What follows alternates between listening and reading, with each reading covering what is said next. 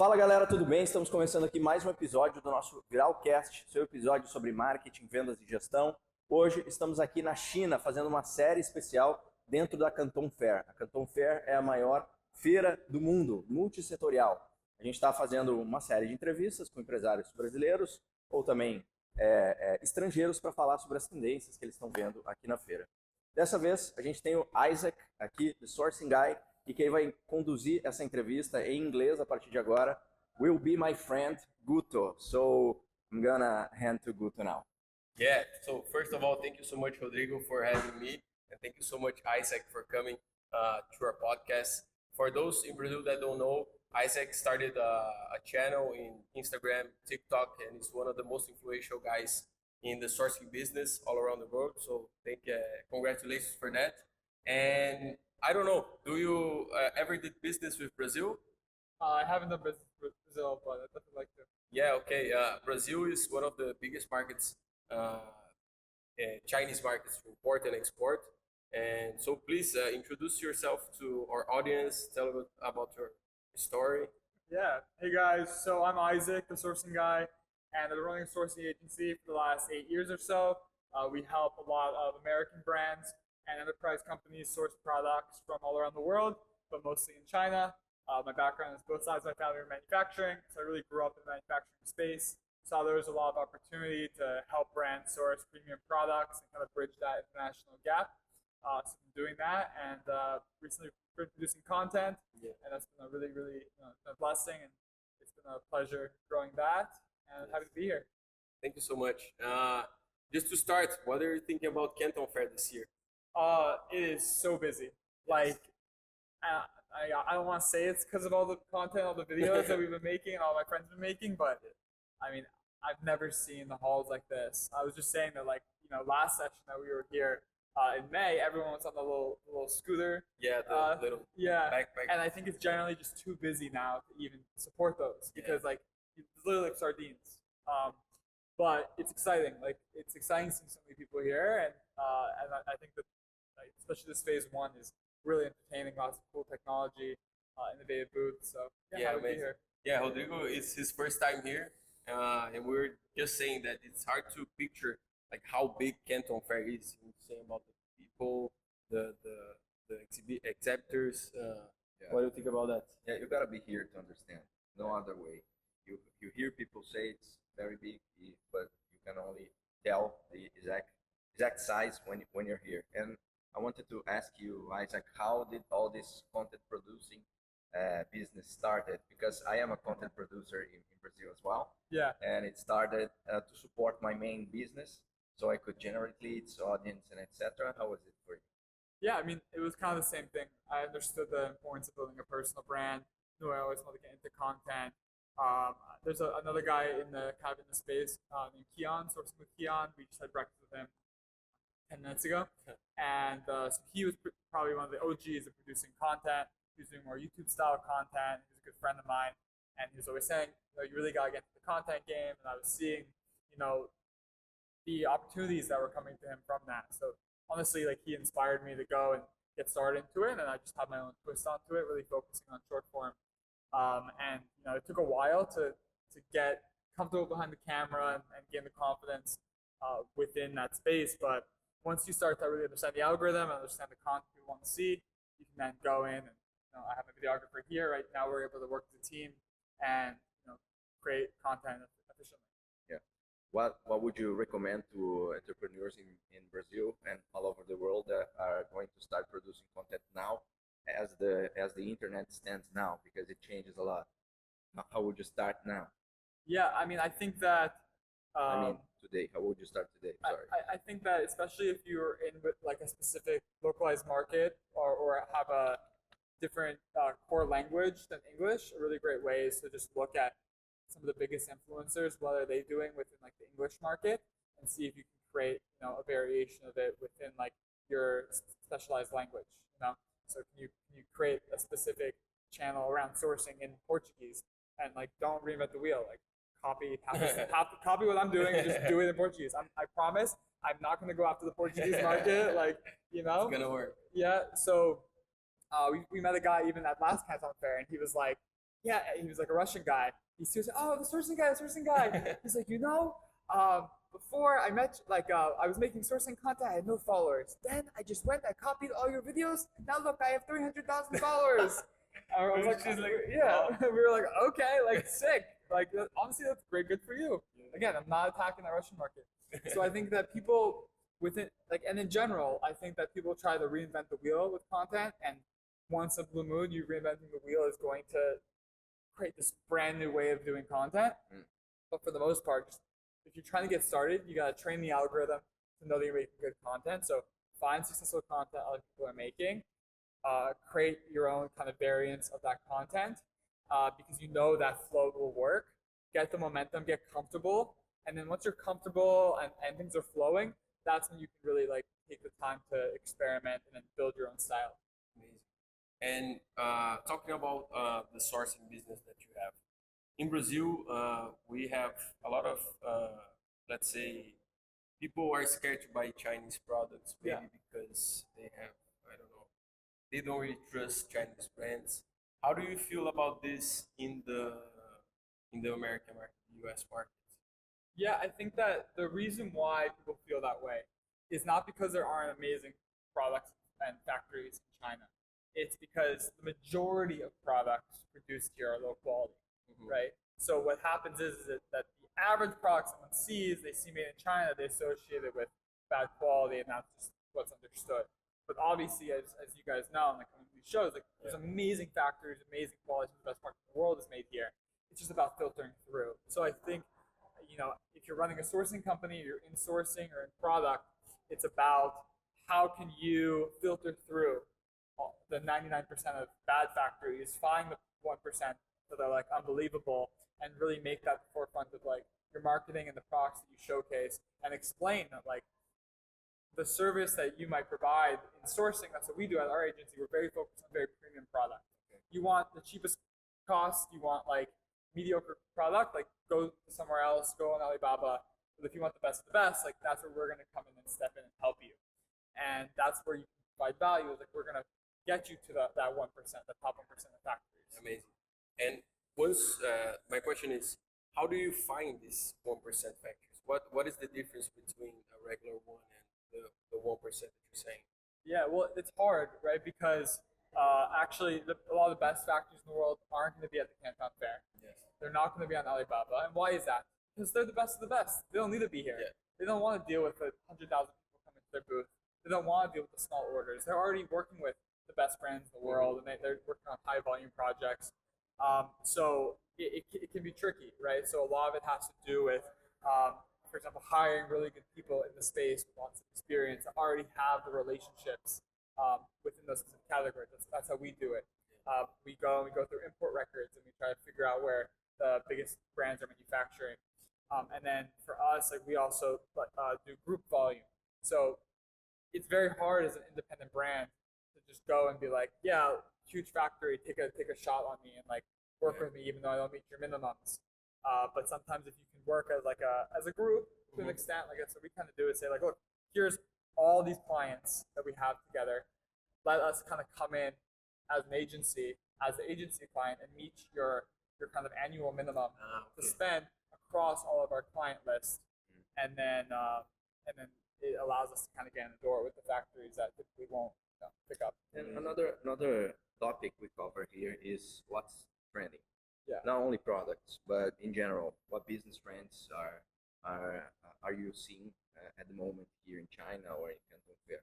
What would you say we should take a look on the next few months? I mean, the biggest trend I'm seeing within like Chinese manufacturing and commerce as a whole is more and more factories are starting their own brands and selling directly into the local markets.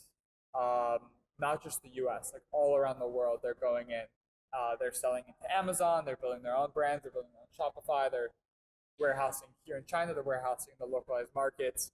And that makes it very, very difficult to compete, right? Because if you're a normal brand and you're just trying to go and source overseas and then produce a product and then compete against an actual factory that's competing in your market, it's probably not going to play as fair. It's going to be tough. Yeah. Very difficult. So you really have to figure out what your differentiating factor is and how you're going to innovate. And I'd say a lot of it is going to be really understanding the marketing and understanding your market. They might beat you guys or beat out a brand on price point, but they're not going to beat out on connecting with the audience and building a real community. Yeah, that's the one thing that Chinese people did not figure it out, like how to market to the Western people. It's really difficult because I see that while the Chinese, they have this very like big market here, they cannot translate this to maybe US or Brazil or Europe, right? But give it time. Yeah, Give it time. they're gonna do it. It's getting better and better and better. It's getting Yeah. harder and harder. So you have to just really, you can't be too comfortable. What else? What other trends? Other trends that fulfillment from China is huge.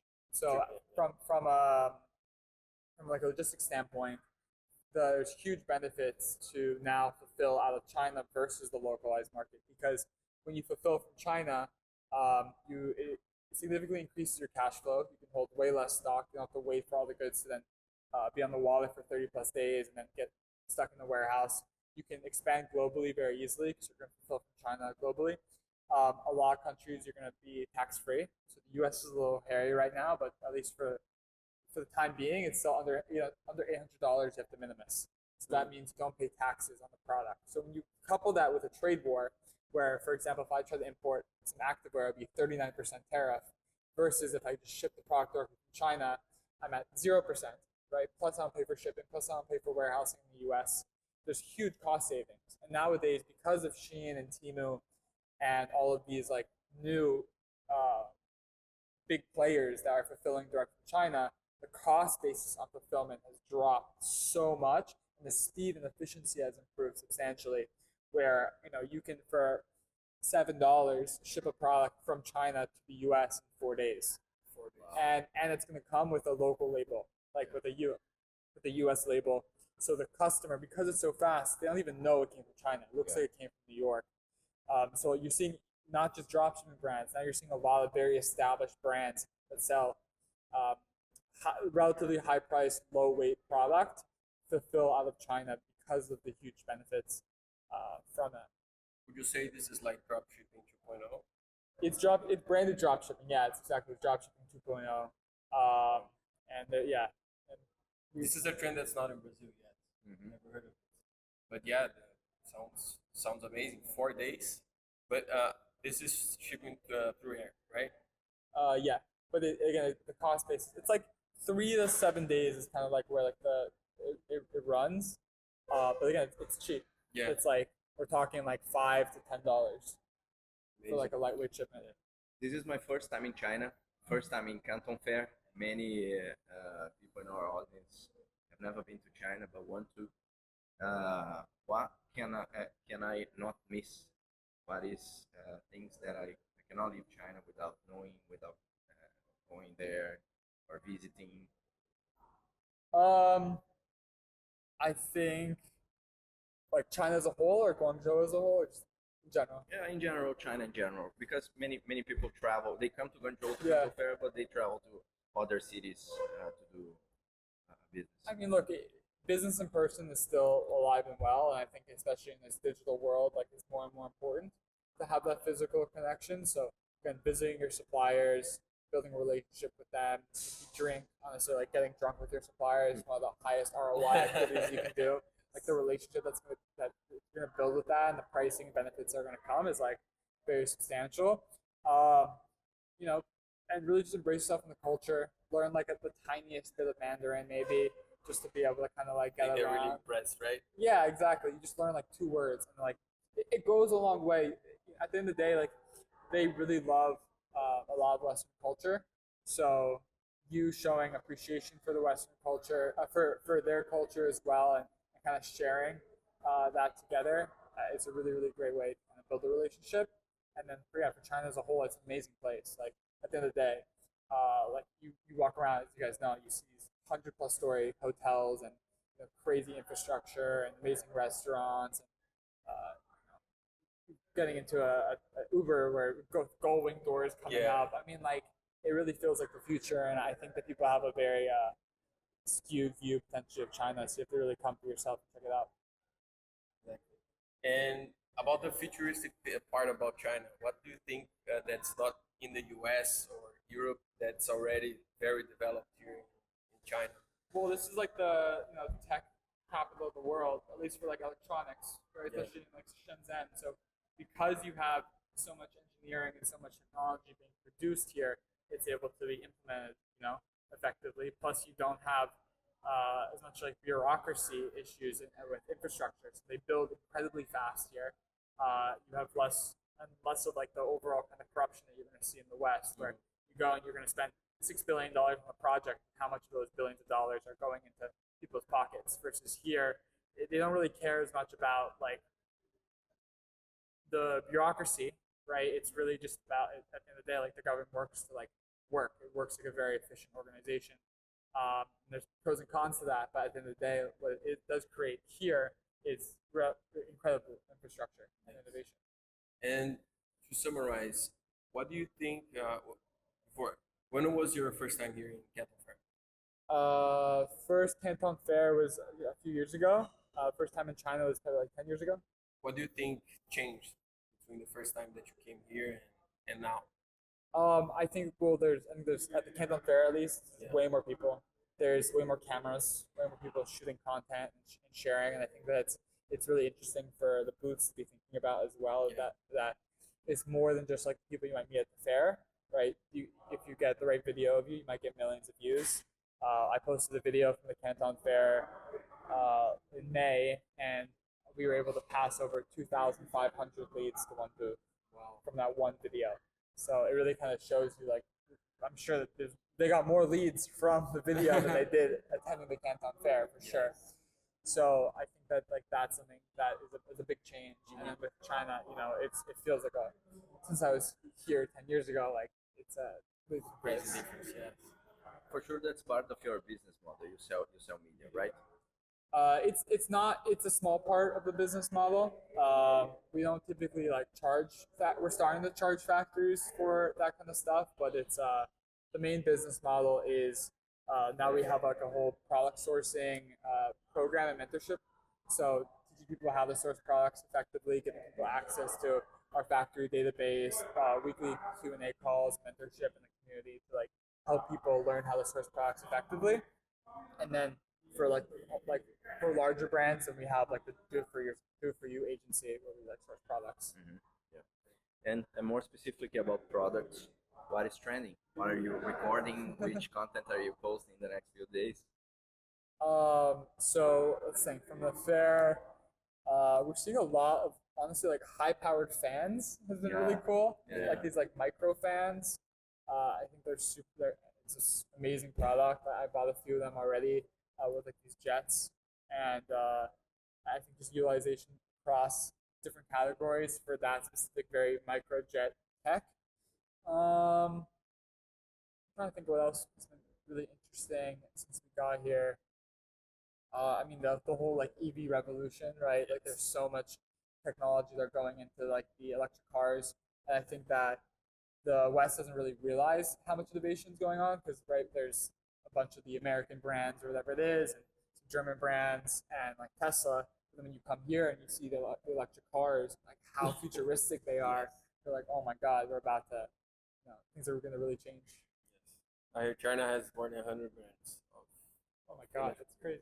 100 brands? Yes. For electric vehicles. Imagine how many brands for scooters and electric bikes. Exactly. We visit a scooter factory. It's called TOG. Okay. And it's the third biggest factory about electric scooters and electric bikes. Yeah. They sell 8 million pieces per year. Wow. 90% is domestic, so we sell to China. But still, it's like 20,000. Crazy. Yeah. Do we have more time? Yes. Yes. Still have what, 5 minutes? Okay. Yeah. I wanted to ask you about your factory here in China. How did it start? How is it going? Yeah, I mean, so my dad moved here when he was my age and opened up an electronics factory, and that's how I was able to kind of build my educational foundation with how to source products, working for the factory. I'm very happy and I appreciate that. I know I wouldn't be at this place in my career if it wasn't for that, right? and he built it out of necessity. At the end of the day, like I mentioned, like you have to find that top 1% of factories, and his specific category, which is power inverters, didn't exist. There was no very, very high quality factory for his product type, and he was very focused. He was fed up with all the returns, fed up with defective product. So he decided to take essentially the money he had made through his career so far in e-commerce and invest into building his own factory and building the best products in the market. How long was? About 20 years ago. 20 years ago. Wow. Yeah. And how was to build this inside China? Does your father speak Chinese? No, he doesn't speak Mandarin. Wow. He doesn't even live in China. He lives in Miami. Oh, he'd go back and forth. Wow.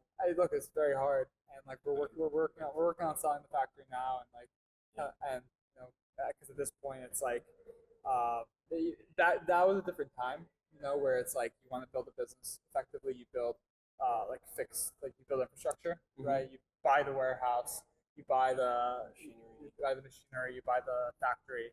But I think in this day and age, it's a lot more like, no, you specialize in one specific thing, and then you hire a 3PL, you contract out the factory. You don't need to own everything under one branch unless you're like at a huge level. If you're doing it at a smaller level, it's gonna be very hard to compete with a factory that's 20 times your size. You know, even if you subcontract out to that factory, it's so much bigger than you. That's so much more buying power. At the end of the day, the costing on the product might not be substantially different. Amazing. And specifically about your business, what future looks like? What are you looking forward to? What are you planning? Can you reveal to us some of what your next steps are going to be? Yeah, of course. I mean, so we're really excited to, instead of taking on every single customer, right, and just doing it for them, we're trying to empower as many people as possible to learn how to source products themselves, because we see that like acting as an agent and is more of a crutch, especially if you're a smaller business. Let's say if you're under $1 million a year, you should be learning the fundamentals yourself, how to source products, and not be fully reliant on someone else, because this is the time in your business where you really have to be focused on like building quality product, understanding your product, understanding your supply chain. So very excited to kind of open up all the secrets, everything that we have within our agency and our exact systems that we use, so that everyone else can just do it themselves. And then from like our agency side, we're really building up more global infrastructure and hiring really great people to support more brands. Very nice. How many employees you guys have now? About 11 employees. 11? Yeah. It's very light. Yeah. Very amazing. And how can our audience find you? Just at the sourcing guy on Instagram, TikTok, YouTube. Search the sourcing guy on X. Yeah, we're gonna put or thesourcingguy.com. Okay. All right. Thank you so much, Isaac. Hey. It's a pleasure to Thank you for being here. Of course. Nice to Thanks meet for you. having me. I'm gonna end in Portuguese now. Yeah, for sure. Bom, esse foi mais um episódio do nosso Viralcast aqui com o Isaac, The Sourcing Guy. O Instagram dele é @TheSourcingGuy. Depois a gente vai colocar aí na descrição. Se você quiser acompanhar e saber mais sobre os conteúdos dele, você pode segui-lo aqui. Hoje o podcast foi com o meu querido amigo Guto Lanaro, diretor executivo da GLR Global, como host. E eu, Rodrigo Noll, fundador e CEO da Base Viral, fui aqui o co-host desse nosso episódio. Está entrevistando vários empresários brasileiros aqui na feira para falar sobre tendência e falar sobre tudo que eles estão vendo, para fazer esse consolidado de episódios curtos aqui para você